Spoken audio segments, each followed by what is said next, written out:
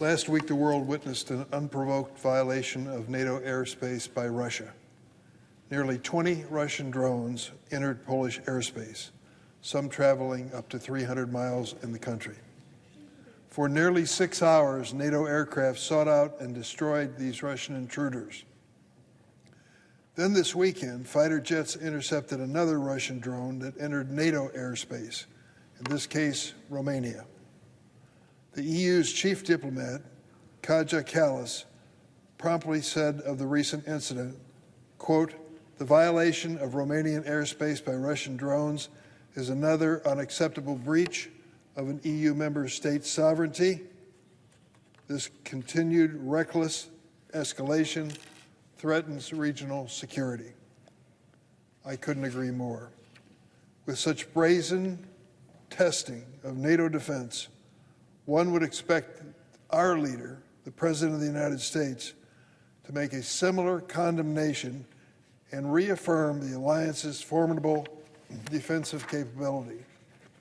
But the response from President Trump has been silence or bizarre musings, saying maybe it was just a mistake by Russia.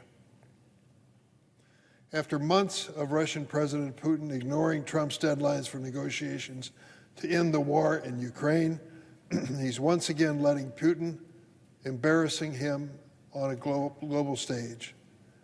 Can anyone here imagine Ronald Reagan being played over and over again by the Russians like this? How about John McCain? How about the Republican Party before Trump, which has sat quietly month after month, afraid to speak the truth about Vladimir Putin? Is there anyone in this chamber who would argue with a straight face that a Democratic president repeatedly kowtowing to Russian aggression wouldn't be met with howls of criticism? So let me say this once again to President Trump. I don't fault you for trying to negotiate an end to this horrific war in Ukraine, but it's been clear for some time to everyone that Mr. Putin is not serious about your overtures. In fact, he's repeatedly responded with embarrassing, clear replies. What did he do when we told him we wanted peace in Ukraine? He increased bombing. He violated NATO airspace.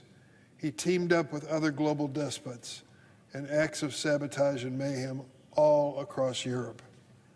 I urge President Trump to finally see Putin for the person he is and what he's doing to America's reputation and the president's own personal legacy. And we in Congress should finally move this week to pass the Russian sanctions bill, which I understand has 85 co-sponsors. It's long overdue. Let's do it.